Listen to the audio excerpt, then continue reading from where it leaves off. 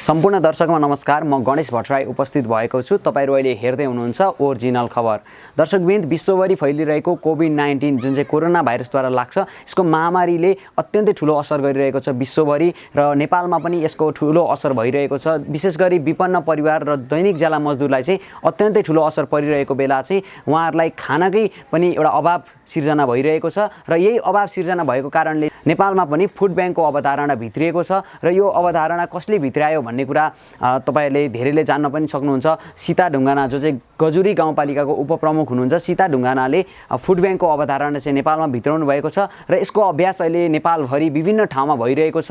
र आजको कुराकानी चाहिँ मैले विशेष गरी सीता ढुङ्गाना जसले चाहिँ नेपालमा फुड ब्याङ्कको अवधारणा ल्याउनु भयो उहाँसँग कुराकानी गरेको छु र त्यस्तै सिमारा फुड ब्याङ्क जुन चाहिँ सिमारा स्थित केही युवाहरूले चाहिँ एउटा फुड ब्याङ्कको यो अभ्यास गरिराख्नु भएको छ आफ्नो ठाउँमा र उहाँहरूसँग पनि कुराकानी गरेको छु। र त्यसैले यो आजको एपिसोड एकदमै विशेष छ। फुड ब्याङ्कको मेकानिजम बुझ्नको लागि, फुड ब्याङ्क के हो भनेर बुझ्नको लागि पनि यो एकदमै विशेष एपिसोड बनेको छ। त्यसैले आजको भिडियो सम्पूर्ण दर्शकले हेर्न सक्नुहुन्छ र फुड ब्याङ्कको बारेमा धेरै जानकारीहरू मैले ल्याउने प्रयास गरेको छु कुराकानी मार्फत।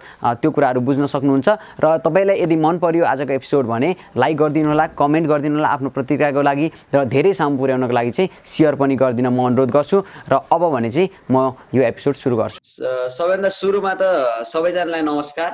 म चाहिँ गणेश भट्टराई ओरिजिनल खबरबाट र सबैजनालाई स्वागत गर्न चाहन्छु म सुरुमा। धन्यवाद। र सर्वप्रथम मैले भन्नै पर्छ, सबैजना जसरी अब सीता दिदी हुनुहुन्छ जो चाहिँ गजुरी गाउँपालिकाको उपाध्यक्ष पनि हुनुहुन्छ र यो फुड ब्याङ्कको अवधारणा उहाँले कन्सेप्ट ल्याउनु पनि भएको छ, उहाँ पनि हाम्रो साथमा हुन्छ। त्यस्तै फुड ब्याङ्क सिमाराका धेरै मेम्बरहरू पनि हामीसँग हुनुहुन्छ आज। र तपाईहरुले जुन काम गर्नुभएको छ र यो लकडाउनमा जसरी हामीले केही ठुल्ठुला तथ्याङ्कहरू देख्छौँ, कतिजना दिनै खान नपाएर भोकै बसेको कुराहरू, त्यो तथ्याङ्कलाई चाहिँ थोरै भए पनि निर्मूल गर्ने काम चाहिँ सीतादीको त्यो इनिसिएटिभ एकदमै राम्रो थियो र फुड ब्याङ्क सिमाराले चाहिँ त्यसलाई एउटा गति दिएको कारणले चाहिँ सबैलाई म धन्यवाद पनि भन्न चाहन्छु र एकदमै बधाई पनि दिन चाहन्छु सुरुमा चाहिँ। र अब सुरुवातमा सीता दिदीलाई नै सोध्न चाहे, अब काठमाडौँमा त हामीले लकडाउन खुलेको छ हिजोदेखि होइन, र लकडाउनलाई चाहिँ अलिकति यसमा चाहिँ अलिकति अड र इभनको गाडीहरू चलाउन पाउने यो खालको भएको छ। अब गजुरीमा के छ र अबको यसका फुड ब्याङ्कको कन्सेप्ट त तपाईले ल्याउनु भयो, तर यो लकडाउन खुलेपछि पनि यसले कतिको गति लिएला, कस्तो होला, यो के छ? तपाईले पहिला लकडाउनको अवस्था भन्नुभयो। हजुर गणेशजी धन्यवाद। म समग्रमा गजुरीको अवस्थालाई राख्छु अहिले। गजुरीको हामीले अहिले चाहिँ यो कोरोना नियन्त्रण तथा रोकथामका लागि चालिएका कदमहरू मध्ये लकडाउन, निषेधाज्ञा, अझ अहिले पछिल्लो समय हामी निषेधाज्ञामा थियौँ। निषेधाज्ञाको चाहिँ हामीले जिल्लाले निर्णय गरे अनुसार चाहिँ जिल्ला प्रशासन कार्यालयले भदौको साउनको 29 गतेदेखि 17 गतेसम्म, भदौ 17 गतेसम्म निषेधाज्ञा जारी गरेको थियो। सोही अनुसार हामीले पनि निर्णय गरेर र हाम्रो चाहिँ गजुरी र बेनीघाटको सिमाना पर्ने ठाउँमा बेनीघाटपट्टिको साइडमा ठ्याक्कै बोर्डरमै एउटा संक्रमण पनि देखिएको भए हुनाले हामीले त्यो एरिया सिल्ड पनि गरेको थियौँ। 17 गतेबाट त्यो चाहिँ निषेधाज्ञा खुलेको छ। र त्यसपछि चाहिँ डिएमसिसीले, जिल्ला विपद व्यवस्थापन समितिले चाहिँ यसलाई अब बिहान 7 बजेदेखि बेलुका 5 बजेसम्म व्यवसायहरू, अत्यावश्यक व्यवसायहरू खुल्ने भनेर निर्णय गरेको छ। सोही अनुसार गजुरीको पनि त्यही निर्णय छ। 7 बजेदेखि 5 बजेसम्म चाहिँ बजारहरू खुल्छन्। त्यो पनि त्यसमा अब चाहिँ भौतिक दूरीहरू कायम राखेर पसलहरू खोल्न पर्दाखेरि पनि त्यसमा चाहिँ डोरी टाँगेर गोलो घेरा बनाएर त्यसरी चल्ने अवस्था छ भने अरू विद्यालयहरू खोल्ने अवस्था छैन। कृषि फार्मका कार्यक्रमहरू, कृषि खेतबारीका कामहरू चाहिँ हाम्रो निषेधाज्ञाको समयमा पनि चाहिँ पारिवारिक सदस्यहरूले गर्ने कामहरू निरन्तर भइराखेको थियो। त्यो छ नै। र त्यसभन्दा अर्को चाहिँ हाम्रो ठाउँ भनेको अलिकति यो निर्माण सामग्रीसँग सम्बन्धित ढुङ्गागिटी बालुवासँग सम्बन्धित मजदुरहरू जसको कामहरू रोकिएको अवस्था थियो, त्यो काम त्यो चाहिँ बालुवा चाल्ने कामहरू, त्यो मजदुरहरू चाहिँ अलि ठुलो सङ्ख्यामा हुने भएको हुनाले उहाँहरू अलि मारमा हुनुहुन्थ्यो। अब निषेधाज्ञापछि त्यो पनि बिस्तारै खोल्ने भन्दै गर्दाखेरि यो केन्द्रको नम्स छ, असार साउन भदौ 3 महिना चाहिँ नदीमा बालुवा निकाल्न जान नपाउने, बालुवा चाल्न जान नपाउने भन्ने नम्स छ। त्यसलाई चाहिँ अब असोज 1 गतेबाट त्यसलाई पनि सहज गर्ने भनेर हिजो मात्रै मेरो कुरा भएको छ। जिल्ला प्रशासन कार्यालय चाहिँ प्रमुख जिल्ला अधिकारीज्यूसँग मेरो कुरा भएको पनि छ र हिजो अलिकति अवस्था चाहिँ मजदुरहरू हाम्रो भोको पेटले अब रोगलाई चाहिँ पर्खेर बस्ने, रोगलाई छेकेर बस्ने भन्ने हुँदैन। हामी बगरमा जाने हो भनेर चाहिँ 400 जना मजदुरहरू सबै बगरमा एकैचोटि ओर्लिनु भयो र प्रहरीले गएर त्यसमा चाहिँ त्यहाँ चाहिँ तैनाथ भएर त्यहाँ प्रहरी खडा भएर खोलालाई छेक्ने क्रममा मैले त्यहाँ हाम्रै इलाकामा पर्छ इलाका प्रहरी कार्यालयका डिएससी साहबसँगै गएर उहाँहरूलाई त्यो प्रहरी झिकेर लैजानुहोस्, मेरो चाहिँ जनता नागरिकलाई म व्यवस्थापन गर्छु भनेर म कुरा गरेर त्यहाँबाट चाहिँ मजदुरहरूलाई 3 दिनको लागि हजुर पर्खिदिनुहोस्। त्यति बेलासम्म खाना बस्नकै समस्या हुने क्रममा चाहिँ हामी छौँ। हामीले चाहिँ योभन्दा अगाडि पनि तपाईहरू जस्तै मजदुरहरूलाई लक्षित गरेर फुड ब्याङ्क स्थापना गरेको हो। फुड ब्याङ्कबाट तपाईँको चुलो ठ्याक्कै निम्छ। तपाईहरू हुन त दैनिक ज्यालादारीमा आफ्नो गुजारा गर्ने व्यक्तिहरू हुनुहुन्छ। कतिपय दैनिक गरेको कामहरूलाई पनि सञ्चित गर्ने पनि तपाईँहरू हुनुहुन्छ। यदि सकिएको अवस्था छ र यो 3 दिन अप्ठ्यारो पर्छ भनेदेखि आज 26 गते भइहाल्यो भनेर हिजो कुरा गरेको कुरा थियो। 1 गतेसम्म चाहिँ 3 दिनको 4 दिनको अवधिमा गाह्रो हुन्छ भनेदेखि हामी छौँ भनेर ती मजदुरहरूलाई घर फर्काउने काम पनि भएको छ। त्यतिसम्म भएको छ र फुड ब्याङ्कको कुरा जोड्नुभयो। फुड ब्याङ्कको कुरा चाहिँ अब लकडाउन प्रभावित मजदुरहरूलाई लक्षित गरेर हामीले त्यतिखेर फुड ब्याङ्क स्थापना गरेको भए पनि चैतमा स्थापना गरेको फुड ब्याङ्क जसको अवधारणा मैले लिएर आएँ। धेरैजनाले मलाई मन्त्रीज्यूहरूले समेत मलाई अर्थमन्त्रीज्यूले समेत फोन गरेर चाहिँ अर्थमन्त्रीज्यूको पिएले चाहिँ मलाई पर्यटन मन्त्री आयुष भट्टराई मान्यज्यूले समेत मलाई चाहिँ फुड ब्याङ्क अवधारणा ल्याउने मान्छे लै बधाई छ अघि बढ्नु भन्नुभयो। त्यो खालको प्रेरणाका साथ हामी अगाडि बढेका थियौँ। जन्मदाता भन्नुभयो, मेरो जेठमा जन्मदिन पर्ने थियो।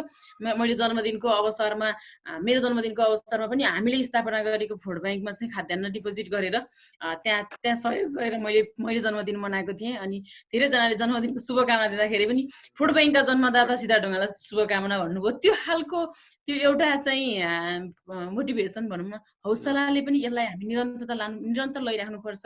त्यतिखेर चाहिँ लकडाउन प्रभावितलाई मात्रै केन्द्रित गरेर हामी गर्दै गर्दाखेरि पनि अब निरन्तर गर्नुपर्छ भनेर हामीले नीति कार्यक्रममा पनि त्यसलाई हाल्यौँ।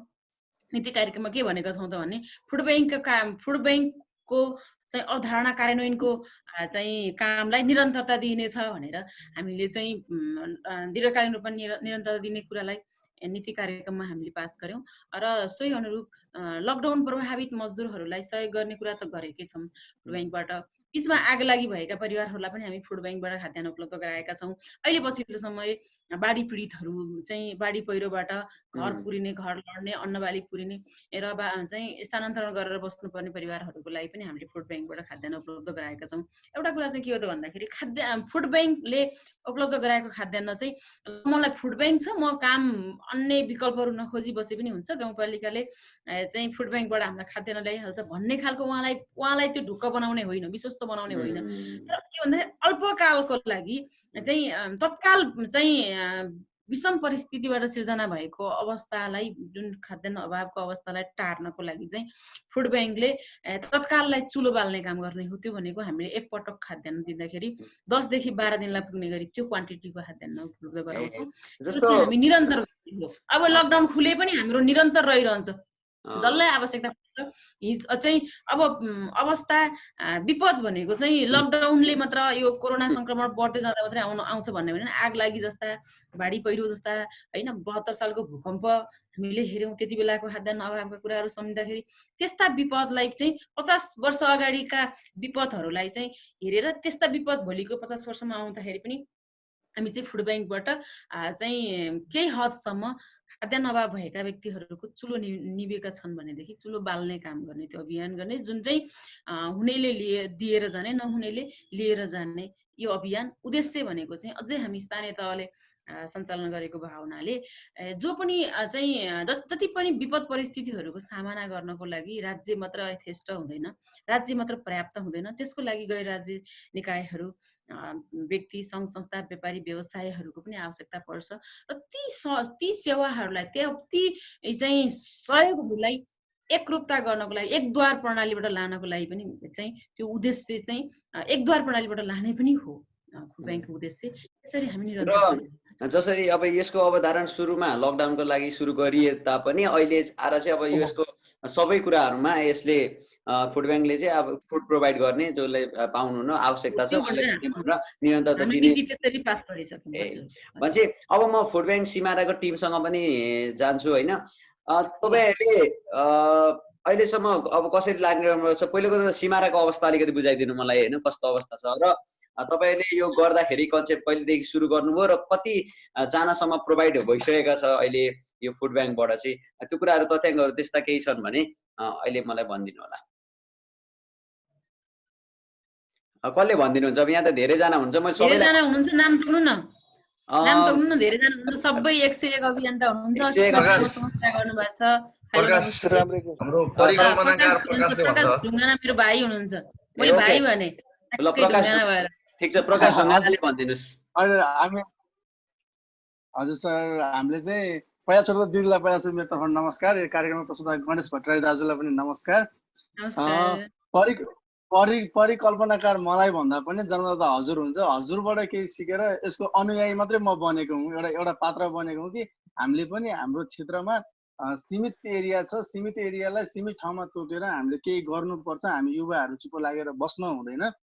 यो बेलामा हामीले नगरे कसले गर्छ भन्ने खालको एक किसिमको हामीमा धारणा पैदा भइरहँदाखेरि यो फुड ब्याङ्क सञ्चालन भएको हो।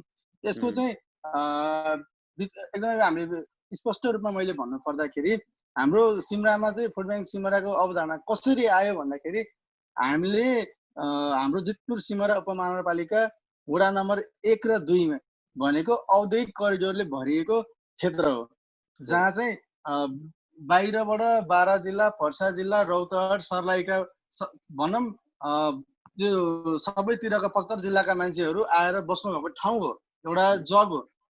त्यहाँ हामीले गर्दै गर्दाखेरि हामीले हाम्रो सामाजिक कामहरू गर्दै गर्दाखेरि एक्कासी हाम्रो समाजमा पनि कोभिड-19 कोरोनाको सङ्क्रमण दिनानुदिन बढ्दै जाने क्रममा हामीले चाहिँ पहिला यसको सुरुवात भयो कहाँबाट भन्दाखेरि जगदम्बा स्टिलबाट चाहिँ सुरुमा 11 जनालाई सङ्क्रमण देखिरहँदाखेरि कम्पनीले सरकारी मापदण्ड अनुसार पनि नचलाएको भनिसकेपछि हामीले वडा नम्बर 1 र 2 सँग समन्वय गऱ्यौँ।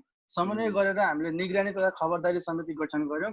त्यही समितिलाई आधार बनाएर त्यही नियममा बसेर हामीले कम्पनीलाई एउटा अनुगमन गर्न थाल्यौँ कि कम्पनीभित्र, कम्पनी हाताभित्र छिर्ने जति पनि सवारी साधनहरू हुनुहुन्छ, जति पनि श्रमिकहरू हुनुहुन्छ, मजदुरहरू हुनुहुन्छ, उहाँहरू सुरक्षित साथ जानुभएको छ कि छैन, सरकारी मापदण्ड पालना गरेको छ छैन उद्योगले भनेर हामी यहाँसम्म कि उद्योगभित्र पनि नपसेको अवस्थामा हामी बाहिरै बसेर हामीले त्यो अनुगमन गर्दै गर्दाखेरि त्यहाँभित्र रहेका मजदुरहरूको जुन जीवन स्तर देख्यौँ, जुन उहाँहरूमा परेको आर्थिक सङ्कट देख्यौँ, एउटा भार देख्यौँ, त्यसबाट हामी पनि भाव विह्वल भयौँ। अब हामीले उहाँहरू कम्पनीमा काम गर्न आउँदै पनि कतिले सबै काम गरेको बापतमा तलब सबैले पाएको अवस्था नदेखिसकेपछि उहाँहरूको साँच्चै निभेको चुलो देख्दाखेरि अनि हामीमा एउटा एक खालको धारणा पैदा भयो कि हामीले पनि केही गर्नुपर्छ है भनिरहँदाखेरि हामीले फेसबुकमा फुड ब्याङ्कको अवधारणा देख्यौँ, जसको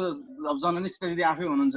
अनि त्यही अवधारणालाई चाहिँ सुरुमा म आफैले चाहिँ त्यो हेर्दाखेरि त्यसको अवधारणा मैले देखिसकेपछि मैले सबैजना साथीहरूलाई बोलाएँ, जनप्रतिनिधिलाई बोलाएर ल हामीले पनि गरौँ, निभेको चुलो बाल्ने अभियान छ, जुन निष्पक्ष गरौँ, निस्वार्थ गरौँ भनेर हामीले वडा नम्बर 1 र 2 लाई फेरि समायोजन गऱ्यौँ, समन्वय गरेर हामी अगाडि बढिरहँदाखेरि हामीले चाहिँ वडा नम्बर 1 र वडा नम्बर 2 को 7 ठाउँलाई स्टक राख्ने भनेर तोक्यौँ।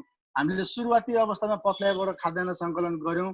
पत्लैयाबाट गर्दाखेरि पत्लैया, सिमराको नरबस्ती, त्यस्तै नरबस्तीमा रहेको अर्को विकट एरिया सयपत्री एरिया, अनि सिमराको विकासशील चोक, हामीले विभिन्न ठाउँमा राहत सङ्कलन गरेर हामीले वितरण पनि गर्दै गरेका छौँ भने अहिले आएर चाहिँ हामीले फुड ब्याङ्कको एकदम छोटो अवधारणा, फुड ब्याङ्क भनेको चाहिँ आउने नहुने वर्गले लिएर जाने, जसलाई जुन सामग्री आवश्यक छ, जुन खाद्यान्न सामग्री आवश्यक छ, हामीसँग भएका सामान हामी स्टलमा राख्छौँ, त्यहाँबाट आएर एक एकवटा पक्का गरेर लाने भनेर हामी अहिले त्यो अवधारणा अनुसार गइरहेका छौँ। मैले चाहिँ यसलाई एकदम छोटकरी रूपमा भने।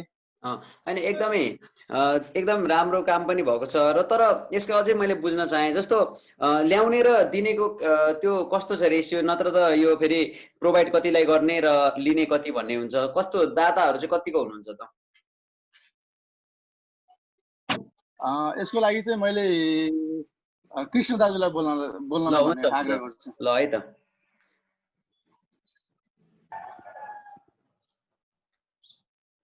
कता हुनुहुन्छ कृष्ण अधिकारी? उहाँ को साउन्ड प्रब्लम छ जस्तो छ। सबैजना नमस्कार, दिदीलाई पनि नमस्कार। नमस्ते। यसरी अनलाइन टिभीमा आएर हाम्रो सिमराको फुड बैंकको विषयमा हामीलाई बोल्नलाई जुन बोलाउनु भयो तपाईहरुलाई फेरि पनि धन्यवाद।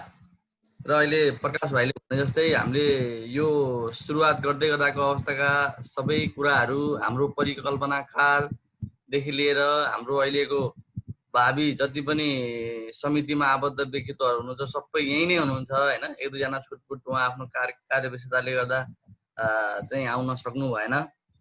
र अहिले अवस्थालाई चाहिँ हाम्रो गर्ने सरले भन्दै गर्दाको अवस्थालाई चाहिँ हामीले भन्नुपर्दा चाहिँ यो लगभग अहिले हामी पहिलो चरणलाई पार गरेर दोस्रो चरणमा हामी प्रवेश गर्दैछौँ यसरी भन्नुपर्छ। किनभने पहिलो चरणमा हामीले लगभग जुन ठाउँबाट उठायौँ त्यही ठाउँमा हामी राहत वितरण गर्यौँ र त्यसमा लगभग 12 देखि 15 किलो बराबरको चाहिँ चामल अनि 1 किलो आधी किलो बराबरको दाल, नुन, विभिन्न यावत कुराहरू जुन चाहिँ 10 देखि 15 दिनलाई पुग्ने अवस्थाको एउटा प्याकेज बनाएर हामीले विभिन्न ठाउँहरूमा वितरण गर्यौँ। लगभग त्यो वितरणको संख्या हेर्ने हो भने 400-500 को हाराहारीमा त्यो वितरणको संख्या थियो। त्यो अवस्था पार गरिसकेपछि उठाउने ठाउँबाट उठायौँ, दिने ठाउँबाट दियौँ। अब लगभग हामीले कार्यक्रमलाई स्टप गरौँ न भन्ने एउटा मनसायमा पुग्दै गर्दाखेरि पछि चाहिँ सहयोगी दाताहरू यसरी आइदिनु भयो कि अब तपाईँहरूले यसरी कार्यक्रमलाई चाहिँ नरोकिदिनु, बरु तपाईँलाई चाहिने किसिमको के कस्तो साथ सहयोग चाहिन्छ हामी दिन्छौँ भन्ने किसिमको दाताहरू आइदिनु भएको हुनाले त्यसलाई चाहिँ दोस्रो चरण यसरी लग्यो कि अब त्यसै नजाने। अब चाहिँ 51 परिवार जो कोरोनाबाट प्रत्यक्ष असर परेका पाटो त एउटा बाटो भइहाल्यो, जो चाहिँ विभिन्न चरणमा चाहिँ एकदम अभावै भएका हैन। अब चाहिँ बिहान र बेलुका चुलै बाल्न कठिन अवस्थाहरू जुन हामीले तोकेका ठाउँ भन्दा पनि बेग्लै ठाउँहरू कहाँ छन् त, ती ठाउँ तयार पारेर चाहिँ सुरुवाती चरणमा हामीले के गर्यौँ, सुरुवाती स्टेप हाम्रो सिमरा चोकमा राख्ने हामीले एउटा प्लानिङ गरेपछि चाहिँ लगभग 2 किलो बराबरको दाल हैन, समग्र 3 किलोदेखि 4 किलो बराबरको एउटा प्याकिङ हामीले बनायौँ हैन। दाल एकतिर अनि तेल जसलाई जे आवश्यक पर्छ त्यो किसिमको बनाएर हामीले चोकमा राख्यौँ, जसबाट चाहिँ लगभग अति विपन्न परिवारहरू आएर चाहिँ ती कुराहरू लिएर गइरहेको अवस्था छ।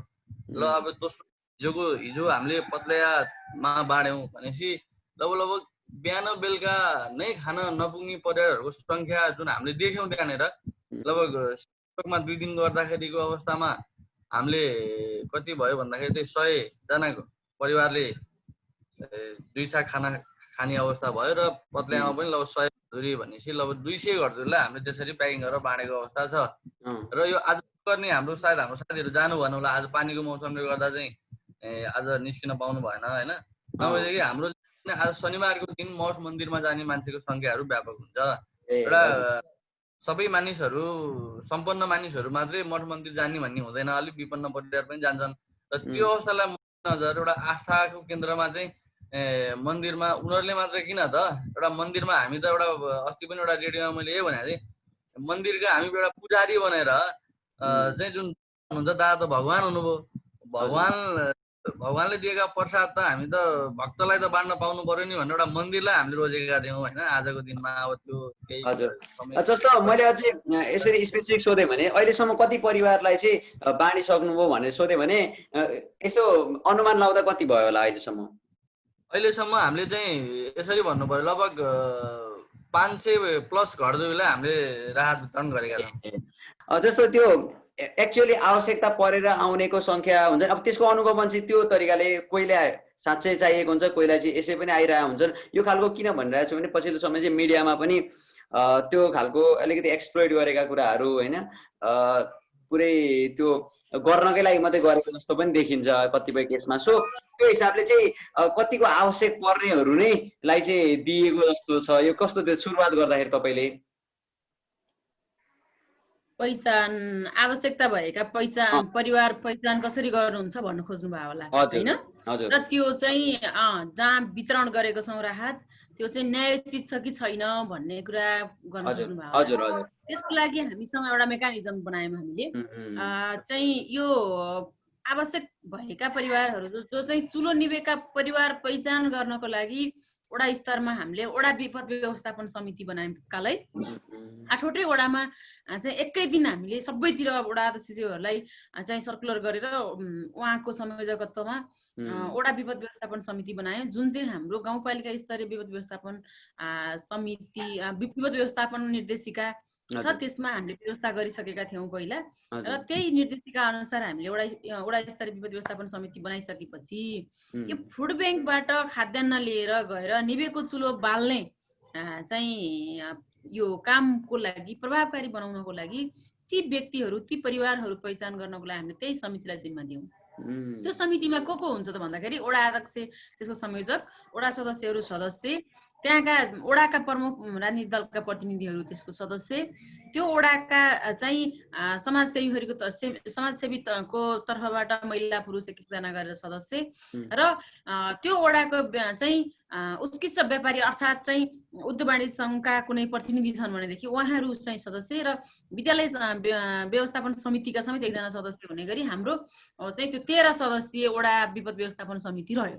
त्यो भनेको सबै क्षेत्रको सबै पार्टीको सबै चाहिँ निकायको मान्छे चाहिँ त्यो समितिमा रहने भएको हुनाले हामीले वितरण गर्ने खाद्यान्न चाहिँ गलत व्यक्तिकोमा अर्थात् चाहिँ आवश्यकता नभएको नभनौँ कम आवश्यकता भएका व्यक्तिकोमा नजाओस् होइन, पिवानको आधारमा प्रायोरिटी फर्स्ट राखेर व्यक्तिहरूको नाम पहिचान हुने काम होस् भनेर हामी त्यही अनुसारको सर्कुलर गऱ्यौँ र वडा विपद व्यवस्थापन समितिले यति छिटो काम गरिदियो कि हामीलाई हामी चाहिँ फुड ब्याङ्क सञ्चालन समितिको संयोजक म आफै म लगायत 9 जना हामी चाहिँ फुड ब्याङ्क सञ्चालन समिति चाहिँ हामी आह्वान गरिराख्यौँ, मिडियामा बोलिराख्यौँ, हामी गाउँपालिकाको पेजबाट हामीले आह्वान गरिराख्यौँ, पत्र काटिराख्यौँ, खाद्यान्न सङ्कलन गर्ने काम हामी गरिराख्यौँ, दाताहरूलाई हामी एकद्वार प्रणालीबाट ल्याउने काम हामी गरिराख्यौँ।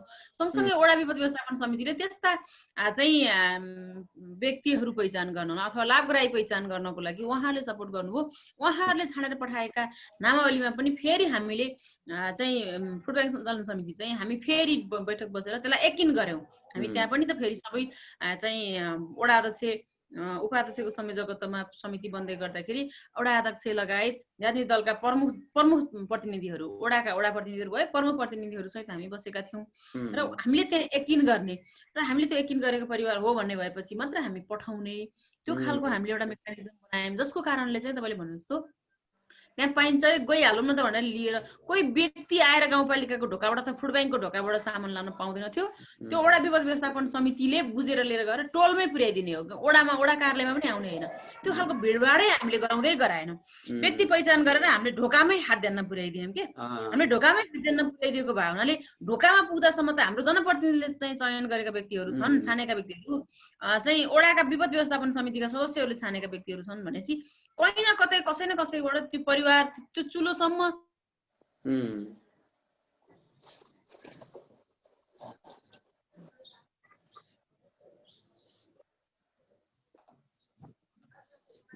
थोरै प्रब्लम आए जस्तो छ उहाँकोमा होइन।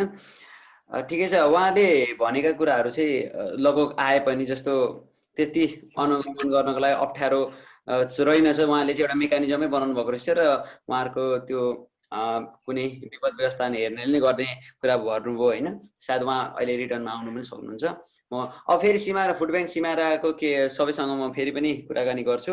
जस्तो तपाईँहरूले त सुरुवात गर्नुभयो होइन, एउटा कस्तो हुन्छ भने एक त युवा सबैजना युवा नै हुनुहुँदो रहेछ होइन, र ठ्याक्क सिधादिको देखेपछि तपाईँहरूले गऱ्यौँ अथवा त्यो कुनै फेसबुकमा मलाई राजेश सरले भनेअनुसार चाहिँ कहीँ फेसबुकमा देखेर चाहिँ हामीले पनि त्यो सुरु गरौँ भन्नुभएको थियो होइन। सो यो सामाजिक सञ्जालको एउटा स्ट्रङ पाटोतिर गर्नु पर्यो है यो कुरालाई, तपाईँहरूले त्यो इनिसिएटिभ होइन त? त्यही हो। किनभने त्यो सामाजिक सञ्जाल देखिसकेपछि यो गर्न सकिन्छ नि भन्ने कुरा होइन, र त्यसले एउटा गति पनि अर्को रूपमा लिएछ तपाईँहरूकोमा पनि, जुन एउटा सकारात्मक पक्ष पनि हो। किनभने तपाईँहरूले सुरुमा लकडाउनको केन्द्रित गरेर लिनुभयो, तर त्यस पछाडि चाहिँ यो चाहिँ अझै बढाउनु पर्छ भनेर सम्बन्धित मान्छेले नै भनिसकेपछि त्यो एउटा झन् अर्को राम्रो पाटोतिर गएछ होइन। र अब करिब 500 घरधुरी लाई चाहिँ तपाईँहरूले प्रोभाइड गरिसक्नु भएको रहेछ भनेपछि त्यो अत्यन्तै एउटा प्रशंसनीय काम पनि हो। तपाईँहरूकैबाट पनि अब तपाईँहरूको चाहिँ कस्तो खालको त्यो मेकानिजम, जस्तो तपाईँहरूले कहाँ कहाँ स्टलहरू बनाउनु भएको थियो र कसरी बाँड्नु पर्यो, त्यो अनुगमनको लागि तपाईँहरूले चाहिँ कस्तो खालका त्यो अपनाउनु भएको थियो, कोही व्यक्तिलाई नै दिनको लागि चाहिँ? मैले गणेश सरको प्रश्नको लागि साथी श्रीरामलाई मैले आग्रह गरेँ। एकदम हुन्छ हुन्छ, धन्यवाद यो ओरिजिनल खबर टिभीलाई र हाम्रो गणेशजीलाई, यहाँ हुने सम्पूर्ण उपस्थित साथीहरू, पिता दिदी लगायत सबैलाई म फुड ब्याङ्क सिमराको तर्फबाट र हाम्रो युवा समाज सिमराको तर्फबाट पनि म नमस्कार भन्छु र धन्यवाद दिन चाहन्छु। यो हामीले गरेका कार्यक्रमहरूलाई जुन सिमरा बाराको जिल्लाको सिमराको युवाहरूले गरेका कार्यक्रमलाई यति स्थान दिनुभएको छ, मिडिया कर्मीहरू सबैलाई हामीले त्यसलाई धन्यवाद दिन चाहन्छौँ। यो तपाईँले भनिरहँदा हामीले कसरी गऱ्यौँ भन्दाखेरि हामीले फुड ब्याङ्क सिमराको जुन अवधारणा हाम्रो प्रकाशजीले भन्नुभयो त्यही अनुसारले हामीले पहिला गर्ने कार्यक्रम गऱ्यौँ। त्यसपछि हामीले के गऱ्यौँ, हामीसँग त सुरुमा त त्यो कार्यक्रम गर्नलाई त स्थानीय स्तरकै सहयोग आवश्यकता पर्छ। त्यो भएपछि हामीसँग त सुरुमा त खाद्यान्न सहयोग पनि थिएन, केही पनि थिएन, हामीसँग कुनै फन्ड पनि थिएन। हामीसँग खालि एउटा जोस थियो, एउटा काम गर्ने जाँगर थियो होइन, विपन्नको लागि सहयोग गर्ने एउटा भावना थियो। त्यो भावना बोकिसकेपछि हाम्रो टिम तयार भयो। र टिम तयार भएपछि हामीले एउटा कसरी लाने त भनेपछि हामी कहाँ यहाँ निषेधाज्ञाको बेला पनि थियो, कोभिडको केस बढेको अवस्था थियो, भिडभाड गर्न नमिल्ने अवस्था थियो। अनि त्यो भएपछि हामीले सुरुमा त हाम्रो वडा नम्बर 1 र 2 को वडा कार्यालय स्थानीय निकायसँग नै हामीले समन्वय गऱ्यौँ, उहाँहरूलाई यो विषयमा जानकारी गरायौँ। त्यसपछि हामीले स्थानीय प्रशासन प्रहरीहरूलाई पनि जानकारी गराएपछि उहाँहरूको सहमति अनुसार ल गर्नुहोस् तपाईँहरूले यो कार्यक्रम गर्दा हुन्छ भन्ने भएपछि हामीले के गर्यौँ भने स्थान तोक्यौँ। स्थान तोकेपछि हामीले कहाँ खाद्यान्न सङ्कलन गर्ने त भन्दा पहिलो चरणमा हामीले त्यहीँको स्थानीयसँग खाद्यान्न लिने र त्यहीँको अति विपन्न परिवार सेलेक्सन गरेर त्यहाँ दिने भन्ने योजना अनुसार नै हामीले खाद्यान्न सङ्कलन गर्यो। सुरु दिनमा हामीले बाराको पतलैया जुन वडा नम्बर 1 मा पर्छ त्यहाँ गएर हामीले पहिलो दिनको हाम्रो कार्यक्रम त्यहाँ गरेर गऱ्यौँ। किनभने पतलैया भनेको यस्तो ठाउँ छ, त्यो राजमार्गको एउटा ट्रान्जिट पोइन्ट हो, त्यसले पूर्व पश्चिम राजमार्गको ट्रान्जिट पोइन्ट पनि हो र वीरगञ्ज पतलैया कोरिडोर पनि त्यहीबाट सुरु हुन्छ। त्यो स्थानमा गएर हामीले सुरुमा खाद्यान्न सङ्कलनको कार्यक्रम गऱ्यौँ। हामीलाई के अपेक्षा थियो भने हाम्रो पहिलो कार्यक्रम पतलैयामा गरिरहँदा हामीले त्यहाँबाट हामीले सोचे जतिको खाद्यान्न सङ्कलन गर्न सक्छौँ र हाम्रो यो कार्यक्रमले गति लिन सक्छ भन्ने हिसाबले हामीले त्यहाँ गएर खाद्यान्न सङ्कलन गऱ्यौँ। त्यहाँ हामीलाई राम्रो हामीले सोचेको जति नै हामीले खाद्यान्न सङ्कलन त्यहाँबाट भयो। त्यसपछि हामी अझ अगाडि बढ्यौँ, हामीलाई अझ मोटिभेट भयो। त्यसपछि हामीले वडा नम्बर 1 गऱ्यौँ, त्यसपछि वडा नम्बर 2 को नरबस्तीमा आएर हामीले फेरि खाद्यान्न सङ्कलन गऱ्यौँ। त्यो पतलैया एरिया भनेको अलिक बजार एरिया थियो, राजमार्ग एरिया, र हामीले नरबस्तीमा गर्थ्यौँ अलिकति ग्रामीण एरिया। ग्रामीण एरियामा पनि हामीले उल्लेख्य सहयोग पायौँ। त्यहाँबाट पनि हाम्रो स्थानीयहरूले उल्लेख्य सहयोग गर्नुभयो, हामीलाई आवश्यक पर्ने हरेक चिज दिनुभयो, त्यसपछि सहयोग गर्नुभयो। त्यसपछि हाम्रो कार्यक्रमको बारेमा प्रचार प्रसार हुन थाल्यो। हामीले त्यहाँबाट त्यसपछि नरबस्तीबाट खाद्यान्न सङ्कलन गऱ्यौँ। र अब हामीलाई के थियो भने खाद्यान्न जहाँबाट हामीले कलेक्ट गरेका छौँ, हाम्रो सुरुको अवधारणा के थियो भने जहाँबाट हामीले खाद्यान्न सङ्कलन गर्छौँ र त्यहीँका स्थानीयलाई हामीले त्यहीँका विपन्नलाई हामीले त्यो वितरण गर्छौँ भन्ने अवधारणा अनुसार हामीले खाद्यान्न सङ्कलन गर्दै गयौँ। त्यसपछि अब कसलाई बाँड्ने त, हामीलाई त सबै विपन्न को हुनुहुन्छ भन्ने हामीलाई थाहा हुँदैन, किनभने त्यहाँ वडाले पनि राहत बाँडेको एउटा अवस्था थियो। त्यसपछि हामीले त्यहीँकै स्थानीय जनप्रतिनिधि उहाँहरूलाई नै वा त्यहाँको स्थानीय बुद्धिजीवीहरू राखेर हामीले अब हामीसँग भएको खाद्यान्नले हामीले कति परिवारलाई पुर्याउने, हामीले सुरुमा हामीले के गर्यौँ भने 12 किलो 12.5 किलो चामल, त्यसपछि आधी किलो दाल, त्यसपछि एउटा आधी लिटरको तेल, 1 प्याकेट नुन र हामीले लगभग 1 पाउ मस्यौरा सोयाबिन भनौँ त्यो राखेर हामीले एउटा प्याकिङ गर्यौँ। प्याकिङ गरेपछि हामीले सुरु दिनमा लगभग 55 घरधुरीको लागि भनेर हामीले त्यो प्याकिङ गरेपछि हामीसँग भएको खाद्यान्नको 55 घरधुरीलाई आवश्यक पर्ने हामीसँग खाद्यान्न भएपछि वडा कार्यालय स्थानीय जनप्रतिनिधिहरूको समन्वयमा हामीले त्यो विपन्नको जुन परिवार छ उहाँहरूको नाम लिएर आयौँ। त्यसपछि त्यहीँका स्थानीय बुद्धिजीवीहरूकै रोबरमा जहाँ हामीले खाद्यान्न सङ्कलन गर्थ्यौँ त्यहीँ हामीले स्टोर गर्थ्यौँ, त्यहीँ हामीले प्याकिङ गर्थ्यौँ र त्यहीँबाट हामीले वितरण गरिसकेपछि के भयो, हामीलाई हाम्रो कार्यलाई सबैले देख्नु पनि भयो, किनभने हामीले त्यहीँबाट खाद्यान्न सङ्कलन पनि गर्थ्यौँ, त्यहीँ हामीले प्याकिङ गऱ्यौँ। उहाँहरूकै आँखा अगाडि सबैले लिएर जानुभयो भएपछि हाम्रो कार्यक्रम व्यापक भयो। त्यसपछि उहाँहरूलाई हामीप्रतिको विश्वास अझ बढ्न थाल्यो। त्यसपछि हामीले त्यसरी कार्यक्रम निरन्तर रूपमा गरिरह्यौँ। भाद्र 10 गतेदेखि हामीले कार्यक्रम गरिरहेका थियौँ। हामीले पतलैया, नरबस्ती, त्यसपछि 1 नम्बरको विकासशील, त्यसपछि फेरि हामीले 2 नम्बरको नरबस्ती, त्यसपछि हामीले गुप्ता मार्केट भनेर 1 र 2 को विभिन्न ठाउँहरू गरेर खाद्यान्न सङ्कलन गरेर त्यहीँका स्थानीयहरूलाई विपन्नलाई हामीले वितरण गरेपछि अब हाम्रो कार्यक्रम कसरी लाने त? अब यहाँ अब अहिले निषेधाज्ञा अलिक खुलेको अवस्था पनि भयो। त्यसपछि तपाईँको चहलपहल, बजारमा चहलपहल बढ्न थाल्यो। त्यसपछि अब यो कार्यक्रमलाई कसरी जाने? हामीलाई अब पहिला हामीले स्थानीयसँग सहयोग लिएर हामीले त्यो कार्यक्रम गर्यौँ। अब हामीलाई हेरेर यो सामाजिक सञ्जाल मार्फत तपाईँले भने जस्तै सामाजिक सञ्जालको यति ठुलो यसमा भूमिका छ, यो मिडियाको यति ठुलो भूमिका भयो कि हाम्रो कार्यक्रम सबैतिर हाम्रो यहीँका साथीहरू जो बाहिर हुनुहुन्छ, जो सहयोग गर्ने भावनाका हुनुहुन्छ, उहाँहरूले हेरेपछि हामी पनि सहयोग गर्न चाहन्छौँ, तपाईँहरूको कार्यक्रमलाई हामी पनि सहयोग गर्न चाहन्छौँ। के गर्न सक्छौँ भनेपछि हामीलाई खाद्यान्न उपलब्ध गराइदिनुहोस्, हामी त्यो खाद्यान्न वितरण गर्छौँ भनेपछि त्यसरी हामीलाई अहिले अब खाद्यान्न आइरहेको अवस्था छ र आइरहेको अवस्थालाई अब हामीले कसरी बाँड्ने त? अब हामीले धेरै ठाउँमा वितरण गरिसकेका छौँ। अब भनेको टार्गेटेड पिपुल भनेको कस्तो हुन्छन् भने जसको एक साथ ठुलो बलेको छैन, जसको आज खाएर भोलि के खाउँ भन्ने अवस्था छ भनेपछि उहाँहरूको लागि भनेर हामीले सेन्टर पोइन्ट कहाँ हुन्छ, सुरुको दिनमा हामीले 2 दिन स्टल सिमरा चोकमा राख्यौँ, 12 को सिमराको चोकमा राख्यौँ। त्यहाँबाट हामीले 2 किलोको चामल, त्यसपछि 1 पाउको दाल, एउटा नुन, आधी लिटर तेल र 200 ग्राम मस्यौरा राखेर हामीले स्टल बनायौँ।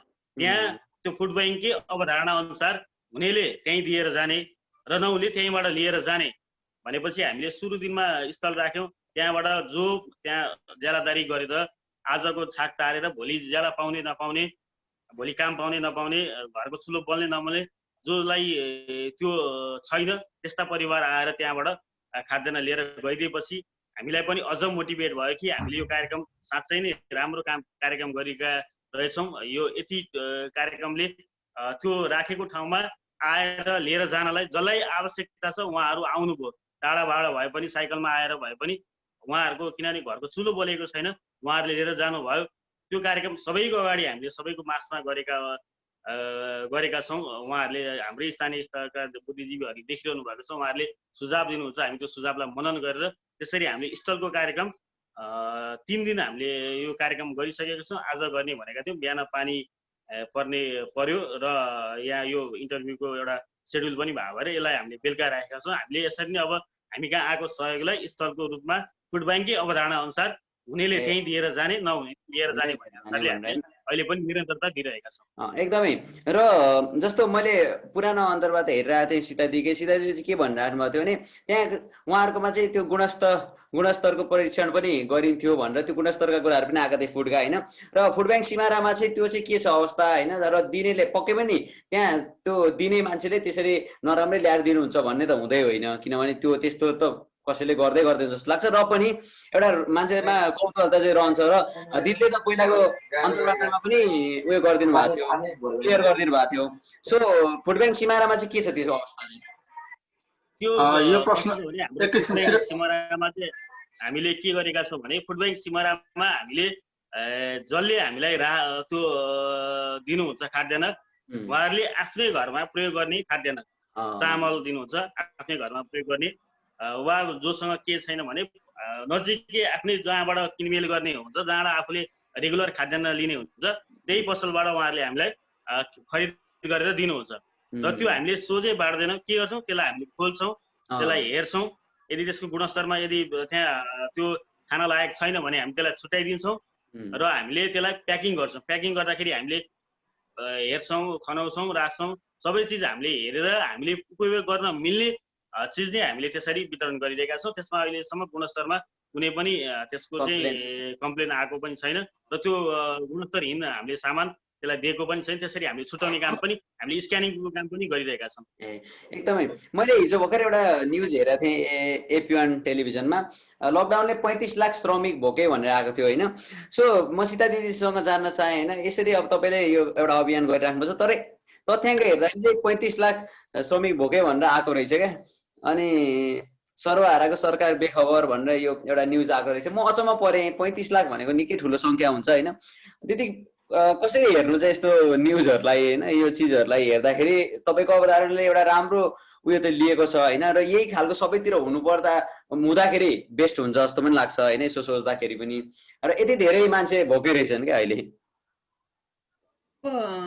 समाचार न्युजमा आयो पक्कै पनि यो तथ्याङ्कलाई उहाँहरूले काहीँ न काहीँबाट यसलाई आधिकारिकता बनाउने प्रयास गर्नुभएको छ होला यो आधिकारिक तथ्याङ्क होला भनेर हामीले मान्ने हो भनेदेखि पनि यसलाई अब हामी त्यसलाई नकार्न सक्दैनौँ तर यसमा म के ढुक्क छु भनेदेखि यसमा गजुरीको केही सङ्ख्या चाहिँ त्यहाँ जोडिया छैन भन्छु म त्यो 35 लाखमा गजुरीको सङ्ख्या चाहिँ अहिले यो लकडाउनको कारणले प्रभावित भएर चाहिँ जोडिएको छैन भन्छु म अझै त्यो गजुरीको सङ्ख्या जोडिया थियो भने त्योभन्दा बढी हुन्थ्यो होला भन्छु म किन हामीले त्यो इनिसिएसन हामीले लियौँ र यो तर गजुरी 753 वटा मध्ये एउटा स्थानीय तह भयो अब यो यस्तै खालको गजुरीको अहिले जोड्या छैन भन्दै गर्दाखेरि 753 वटा स्थानीय तहमा भएका मजदुरहरू न हो त्यो 35 लाख भनेको सबै स्थानीय तहले यो अहिले सिमाराका साथीहरूले यसलाई चाहिँ यो हाम्रो अवधारणालाई विशेष गरी मेरो परिकल्पनालाई अनुसरण गर्नु भएको छ म कति धेरै आभारी छु कि शब्दले पनि म उहाँलाई धन्यवाद दिएर पुग्दैन मैले उहाँहरूले सुरुवात गर्नुभएको छ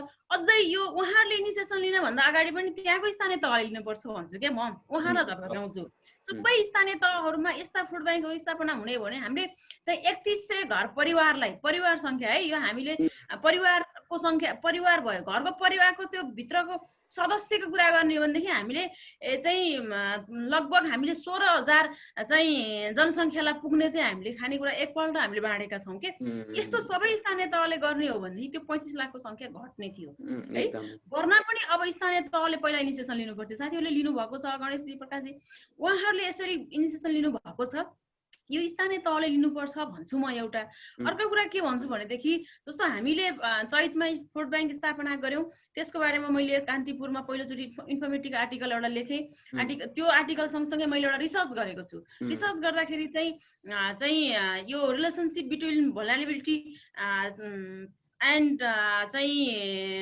फुड ब्याङ्क सिस्टम भनेर फुड ब्याङ्कको प्रणाली र एउटा सङ्कटासन्न अवस्थाकोलाई त्यसको रिलेसनसिप के हुन सक्छ भनेर एउटा रिसर्च गरेको थिएँ अत्यन्तै उत्तम हुन्छ भोकमरीको अवस्था निर्वाह गर्नको लागि अल्पकालीन भोकमरीको अवस्था चाहिँ निर्मूल गर्नको लागि अत्यन्तै उपयोगी हुन्छ भन्ने मेरो रिसर्चको मेरो अध्ययनको निष्कर्ष निस्केको छ यो गर्दै गर्दाखेरि मैले त्यो रिसर्च गरी भएर चाहिँ भ्याउँदाखेरि हामी कार्यान्वयनमा गइसकेको थियौँ गाउँपालिका र जेठमा चाहिँ केन्द्रीय सरकारले बजेट भाषण गर्दै गर्दा माननीय अर्थमन्त्रीज्यूले फुड ब्याङ्कको अवधारणालाई कार्यान्वयनमा ल्याइनेछ भनेर बोल्नुभयो त्यो बोल्दा मात्रै पनि म यति धेरै एक्साइटेड भएँ कि म त्यो बजेट भाषण सुन्दै यस भनेर उफ्रेँ होइन त्यो खालको उत्साह हामीलाई प्रदान भएको छ अब त्यो बजेट भाषणमा बोलेको त्यो लाइनलाई अब कार्यान्वयनमा ल्याउनुपर्छ त्यो भनेको के भन्दाखेरि अब फुड ब्याङ्क केन्द्रीय तहमा फुड ब्याङ्क हुनुपर्छ जिल्लामा त्यसका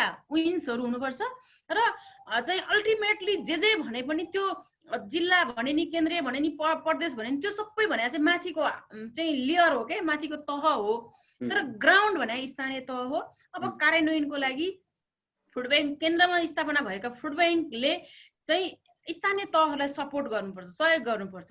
जस्तो चाहिँ अस्ति सिन्धुपाल्चोकमा यत्रो बाढी गयो, त्यहाँ फुड ब्याङ्क यदि थियो भने पनि त्यसले धान्दैन थियो के। केन्द्रीय फुड ब्याङ्क थियो भनेदेखि त चाहिँ जस्तो अर्को चाहिँ नुवाकोटमा पठाउन नपर्ने सामान चाहिँ चाहिँ सिन्धुपाल्चोकमा पठाउन सकिन्थ्यो नि। भनेको केन्द्रीय फुड ब्याङ्क अब हुनुपर्छ। केन्द्रीय फुड ब्याङ्कले जिल्लाको फुड ब्याङ्क एउटा समन्वय एउटा चाहिँ तह बनाउनुपर्छ र त्यो कार्यान्वयनको लागि चाहिँ स्थानीय तहहरूमा दिनुपर्छ। जसको कारणले अहिले तपाईँले भन्नुभएको तथ्याङ्क त्यो डाटा चाहिँ त्यो 35 लाख त्यो चाहिँ सानो सानो अङ्क हुँदै हुँदै आउँछ। त्यो सहयोग पुर्याउनको लागि चाहिँ हामी स्थानीय तह हाम्रो ठाउँमा मात्रै सीमित रहन्छौँ।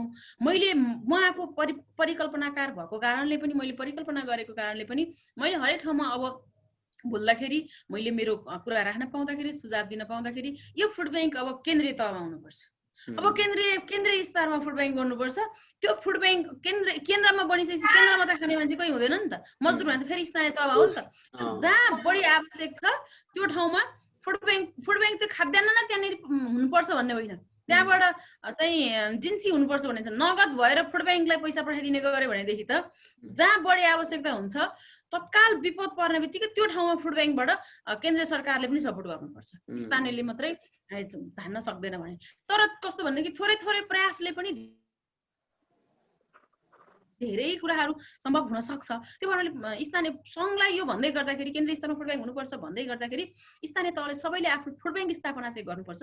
त्यसको सपोर्ट, त्यसको सहयोग, त्यहाँ दाखिला हुने जिन्सी सामग्री खाद्यान्न यी कुराहरूको लागि चाहिँ त्यसको हामीले कार्यविधिमा पनि उल्लेख गरेका छौँ। त्यहाँ दाताहरू को हुन सक्छ भन्दाखेरि निजी क्षेत्र, व्यक्ति, व्यवसायी, व्यापारी, गैर सरकारी सङ्घ संस्था होइन, सहकारी, यी क्षेत्रहरू हुँदै गर्दाखेरि पनि प्रदेश सङ्घ पनि हाम्रो चाहिँ फुड ब्याङ्कको दाता हुन सक्छ भनेर हामीले त्यो कार्यविधिमा उल्लेख गरेका छौँ के हो। त्यही अनुरूप केन्द्रीय स्तरमा फुड ब्याङ्क भइदियो भनेदेखि जहाँ आवश्यक, जुन ठाउँमा चाहिँ भोकले मरेको छ अथवा जुन ठाउँमा चाहिँ खाद्यान्न अभाव भएको छ अथवा चुलो निभेका छन् ती ठाउँहरूमा अब लकडाउन प्रभावित मजदुरलाई मात्रै सीमित भएर होइन कि त्यस्तै प्रकृतिका अन्य विपदबाट सृजित त्यस्ता खालका सिचुएसन, त्यस्ता खालका अवस्थाहरूलाई निवारण गर्नको लागि पनि, जस्तै आगलागी होस् होइन, बाढी पहिरो होस्, डुबान होस्, तराईतिर जाने भने त अझ डुबानको समस्याहरू हुन्छ, डुबान होस्, भोलि चाहिँ भूकम्प फेरि नआउला भन्न सकिन्न होइन।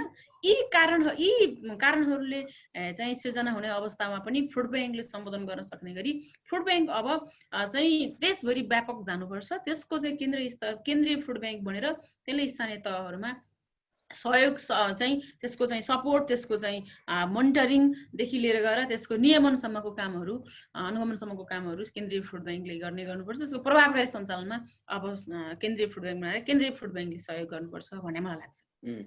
जस्तो मैले फुड ब्याङ्क सिमाराको केही फोटोहरू हेर्दाखेरि चाहिँ त्यहाँ देखिएको चाहिँ तपाईँहरूले सामाजिक दूरीलाई पनि मध्यनजर राम्ररी गर्नुभएको रहेछ र त्यो कुराहरू थियो र सिधैले त अरू अन्तर्वार्ता पनि भनिसक्नु भएको छ, हामीले सामाजिक दूरीलाई चाहिँ एकदमै कायम गरेर नै त्यो कामहरू सञ्चालन गरिरहेको छौँ भनेर होइन।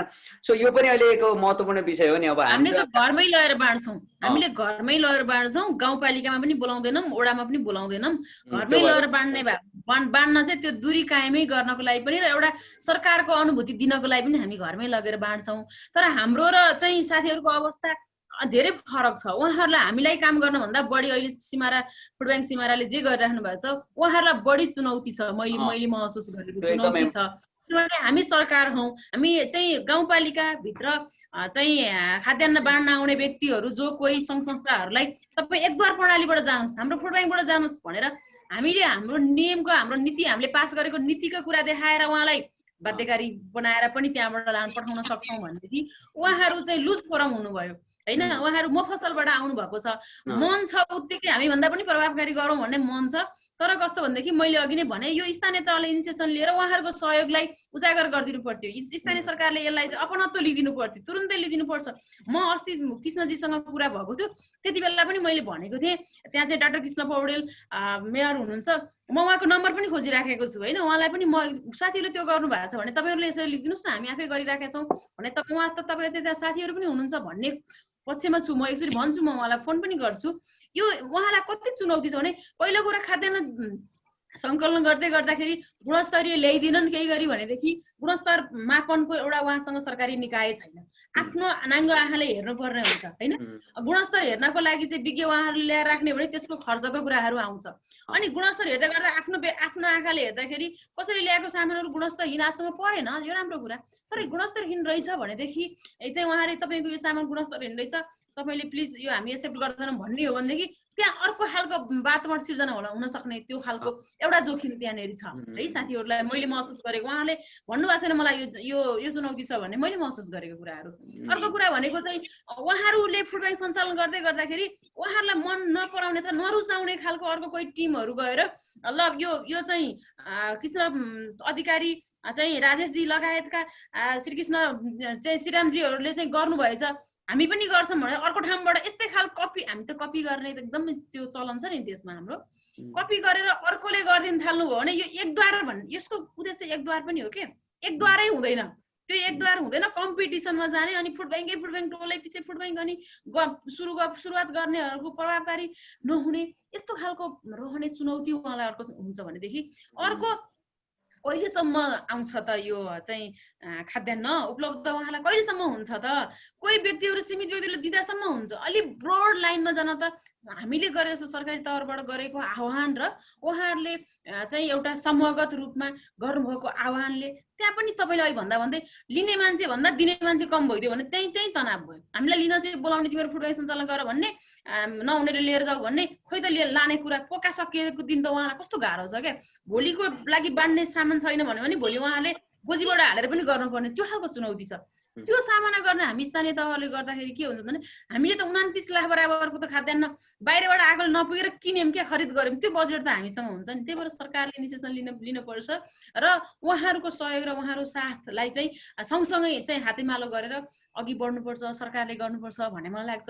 मैले भनेका भन्दा अझै पनि थुप्रै उहाँहरूको अरू चुनौतीहरू छन् के। जस्तो चुनौती के भन्छ उहाँहरू फ्रन्ट लाइनर हुन पर्ने भयो त्यहाँ होइन। सङ्क्रमणकै कुरा गर्ने हो भने त अर्को जोखिम छ उहाँहरूलाई। साथीहरूलाई चाहिँ फुड ब्याङ्क सिमाराका साथीहरू सबैलाई चाहिँ मैले देखिरहेको छु भिडियोहरू, म एकदम त्यो पेजमा म गएर दिनको एकछिन जस्तो भयो भने मैले उहाँहरूको हेरिराखेको छु कि यति प्राउड फिल पनि गरिरहेको छु मैले होइन।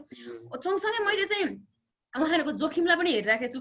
उहाँहरू जनप्रतिनिधि र प्रहरी फ्रन्ट लाइनर भनेको छ अहिले, अनि यस्ता साथीहरूलाई फ्रन्ट लाइनर भनेर कहाँनिर तोकिदिने, त्यसको सुरक्षा खोइ। अनि त्यहाँ स्थानीय तहले त्यहाँ चाहिँ हामी सरकारले नै भनौँ उहाँहरूलाई सुरक्षा सामग्रीहरू पिपीहरू त्यहाँ उभिँदाखेरि लाउने मास्क, त्यो फेस सिल्डहरू त्यो उपलब्ध गराएको खोइ हामीले। उहाँहरू सामाजिक काम गर्नुभएको, थोरै व्यक्तिगत काम गर्नुभएको छ, यस्तो पनि छ, यो जोखिम छ उहाँहरूलाई। त्यही भएर यो फुड ब्याङ्क चाहिँ केन्द्रीय तहबाट जानुपर्छ, इनिसिएसन लिनुपर्छ र यस्ता साथीहरूको सहयोगलाई चाहिँ के भन्दाखेरि संस्थागत गरिनुपर्छ। यो कस्तो पनि छ नि, एउटा विडम्बना पनि हो दिदी जस्तो लाग्छ मलाई चाहिँ। किन विडम्बना हो भने तपाईँहरूले इनिसिएट गर्नुभयो होइन एउटा सरकारी तहबाट एउटा त्यो परिकल्पना गर्नुभयो, त्यो बेस्ट हो। तर यहाँ त त्यस्तो छैन नि। यहाँ त धेरै कुराहरू धेरै सरकारी तहमा त हामीले यो विडम्बना त खेप्नुपर्छ एउटा जनताको हिसाबले।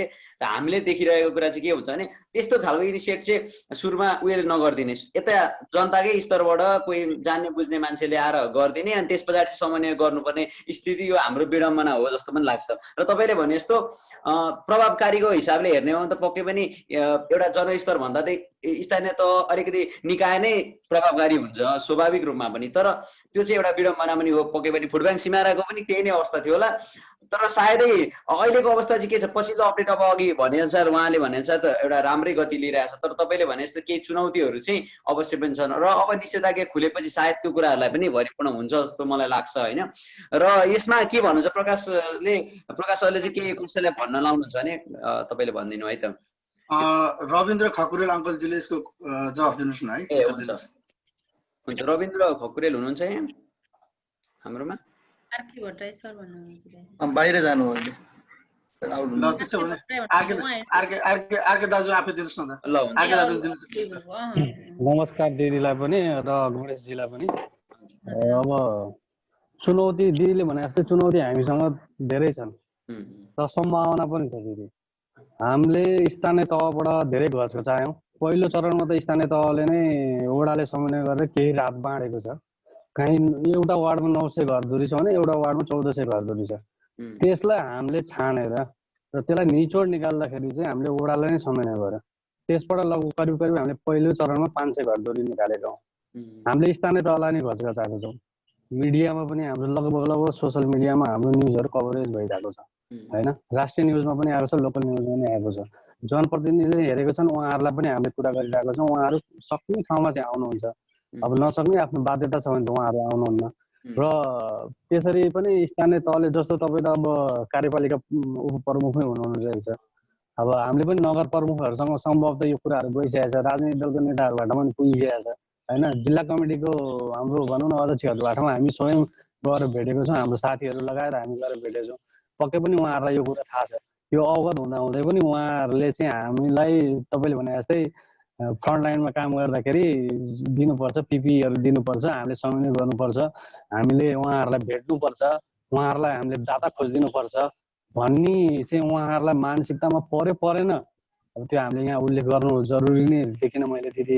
तपाईँ कार्यपालिका उपप्रमुख हुँदाखेरि हाम्रो सायद तपाईँले अघि डाक्टर कृष्ण पौडेलको कुरा गर्नुभयो, नगर प्रमुख भएकोमा पक्कै पनि यो कुरा गएको छ, उद्योग वाणिज्यसँग यो कुरा गएको छ, बार अफ चेम्बर्समा कमर्समा पनि गएको छ। लगभग त्यहाँका साथीहरू मेरै साथीहरू हुनुहुन्छ होइन, अध्यक्षज्यूहरू चिनजानको छ, बिहान बेलुकासँगै बसिन्छ, भेटघाट पनि हुन्छ।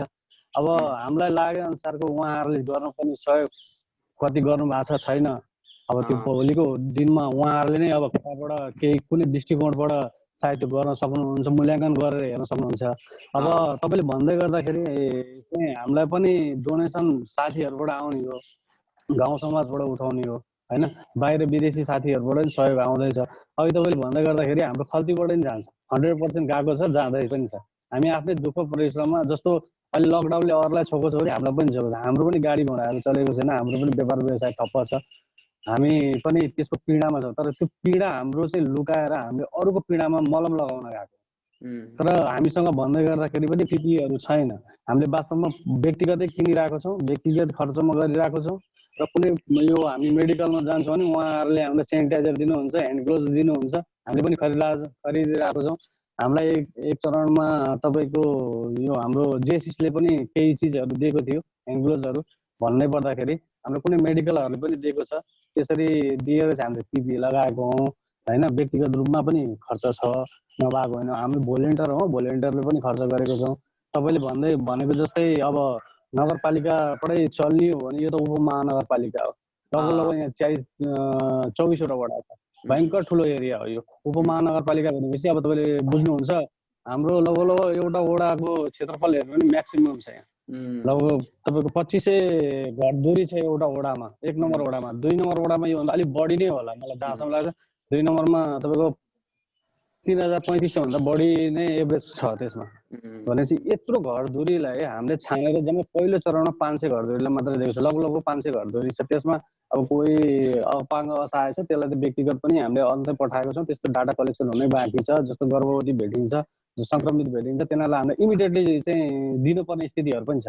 अब चुनौती चाहिँ छ, चुनौतीलाई पनि सामना गरेर फ्रन्ट लाइनमा हाम्रो साथीहरू धेरै हिँडेको पनि छौँ। हाम्रो साथीहरूबाट अब सहयोग सद्भाव र सबैले दिएको पनि हुन् होइन। अब हामीलाई यसलाई तपाईँले भने जस्तै केन्द्रीय स्तरबाट गर्ने भन्ने कुरो आएको छ।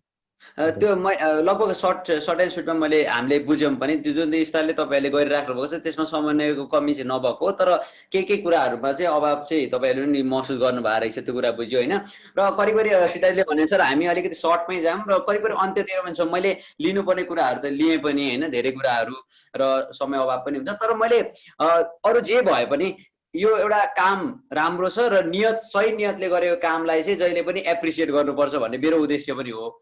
र त्यो उद्देश्यका साथ मैले यहाँ गरेँ र सबैजनाले अब फुड ब्याङ्क सिमानाको सबैलाई इन्क्लुड गर्न सकिएन होला, बोल्ने मौका पनि सबैले साथ नपाउने पनि भयो होला। तर पनि यसको अर्थ यो होइन कि तपाईँहरूको काम जुन नियत बस, अब जुन इन्टेन्सन, मान्छेको इन्टेन्सन, जुन एउटा अर्गनाइजेसनको अथवा कसैको पनि इन्टेन्सन बुझ्ने हो हामीले, र यो सही इन्टेन्सनले गरेको काम हो, यो फरक खाँदैन म जहाँसम्म लाग्छु, मलाई जहाँसम्म लाग्छ। र सीताजीले अन्तिममा के भन्नुहुन्छ भने भनिदिनुहोस्, र उहाँ जानु पनि हुन्छ अरे त्यो भएर। गणेशजी, एकदम महत्त्वपूर्ण कुरामा हामी छलफल गऱ्यौँ।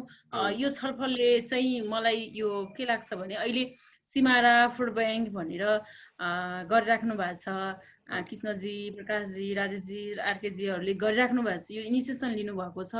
म यो छलफलले चाहिँ उहाँहरूलाई थप ऊर्जा मिलोस् भन्ने मेरो चाहना थियो, जहाँसम्म मेरो चाहना पुरा भयो भन्ने लाग्छ। अझै ऊर्जा मिलोस्, तपाईँहरू निरन्तर लाग्नुहोस्। यसलाई व्यवस्थित र संस्थागत गर्ने कुराहरूमा हाम्रो तर्फबाट यसलाई पहल गर्ने कुरामा मेरो चाहिँ साथ रहनेछ।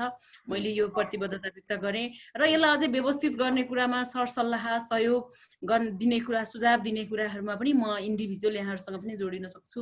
म यहाँहरूलाई यही भन्दै हौसला प्रदान गर्छु र तपाईँहरू जस्तै यो तपाईँले प्रसारण पनि गर्ने भनेको भावनाले तपाईँ चाहिँ फुड ब्याङ्क सिमारा जस्तै अन्य ठाउँमा फुड ब्याङ्क स्थापना भएर चाहिँ लुज फोरमहरूबाट, समूहहरूबाट अर्थात् स्थानीय तह वडाहरूले सञ्चालन गरेको फुड ब्याङ्कहरू जो सञ्चालन गर्नुभएको छ, अर्थात् हाम्रो अवधारणालाई अनुसरण गरेर सुरुवात गर्नुभएको छ। म उहाँहरूलाई पनि चाहिँ धन्यवाद दिन चाहन्छु, उहाँहरूलाई पनि म हौसला प्रदान गर्न चाहन्छु। सब्सक्राइब गर्नुहोस् ओरिजिनल खबरलाई र बेललाई दबाउनुहोस्।